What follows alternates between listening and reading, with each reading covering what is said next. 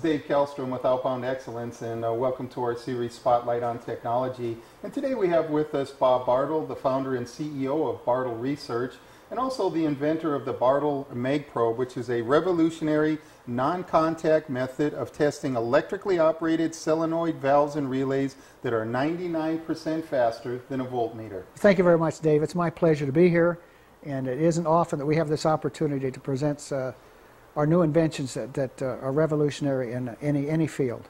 But I really appreciate it, and thank you very much. You're welcome. Have your customers encountered problems with new solenoid valves? Yes, they have. And what happens is when you test a solenoid valve, you test the coil, and inside of the solenoid valve is a little metal rod, that moves up and down as it's activated or open or closed. The critical part is when they're turned off, they should become demagnetized. If they're not, they can kind of float on on-off condition, or not be completely off or not completely on.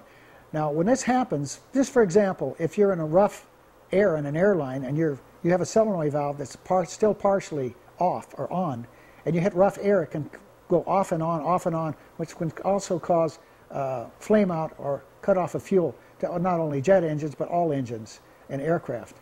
And so the way we check it, a customer called and he said, I have one on I'm testing now, and I'm testing a magnetic field and it isn't on with power. I said, well, where is it? Turn the power off, make sure it's off. And he said, it's completely off, it's not even connected, it's laying on the bench. So I went up testing, he said, I'm still getting a reading. I said, well, you shouldn't be, because that core in that solenoid valve isn't completely demagnetized.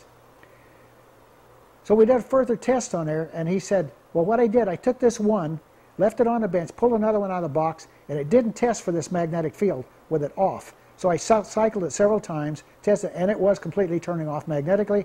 I installed it and placed this brand new one that I tested, and it worked.